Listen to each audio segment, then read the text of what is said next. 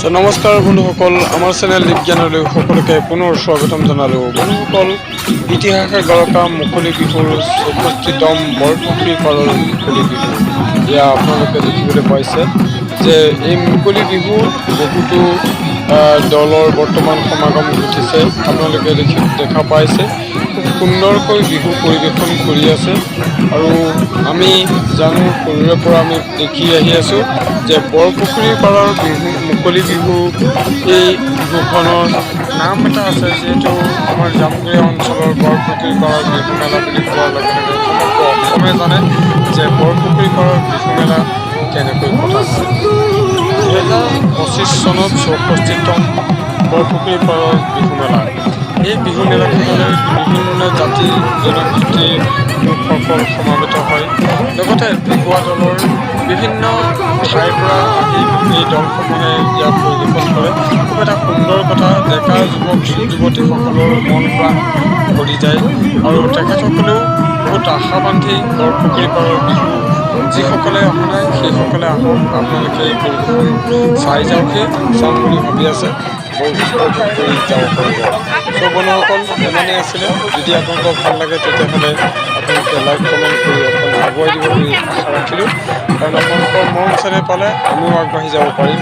আৰু আজি আপোনালোকে এই মাজতে তিনিটি দল নিৰ্বাচিত হ'ব। এই নিৰ্বাচিত তিনিটি দলৰ প্ৰথম অসমৰ বিভিন্ন স্থানৰ পৰা অহা প্ৰতি বছৰে তিনিটা উপহাৰ লৈ যায়। এইবাৰ ঠিক তেনেদৰেই ৬৪তম বৰপুখুৰী পাৰৰ বিহু মেলাৰ এই মুকলি বিহুৰ পৰা তিনিটি দল নিৰ্বাচিত হ'ব আৰু তিনিটি দলে উপহাৰ লৈ যাব। আৰু এটা সুন্দৰ পৰিৱেশ আপোনালোকে দেখাই পাইছে যে এটা খুব ধুনীয়া লগা পৰিৱেশ হৈ পৰে। চাৰিওকাষে কেৱল মানুহ আৰু মানুহ। এই বিহু মেলাখনৰ কাৰণে সকলো ৰাইজৰ আৰু এয়া হৈছে আমাৰ জামুগুৰিয়া ৰাইজৰ মৰম চেনেহ, লগতে শোণিতপুৰীয়া ৰাইজৰ মৰম চেনেহৰ বান্ধোনেৰে এই বহাগী মেলা। বৰপুখুৰী পাৰৰ মুকলি বিহু বুলি ক'লে সকলোৱে জানে যে এই মুকলি বিহুৰ কেনেধৰণে ৰাইজে উদযাপন কৰে। আমাৰ চেনেলৰ তৰফৰ পৰা সকলোকে শুভেচ্ছা জনালোঁ। সকলোৰে দিনবোৰ ভাল হওক আৰু ৰঙীন হৈ পৰক, সকলোৰে জীৱনলৈ সুখ শান্তি সমৃদ্ধি আহক তাৰে কামনা কৰিলোঁ। এয়া ঢেকীয়াজুলি বিহুৱা দলে প্ৰথম স্থান লাভ কৰিবৰ কাৰণে সক্ষম হৈছে। যিহেতু তেখেতসকলে প্ৰথম স্থান পালে আৰু আগুৱাই যাওক।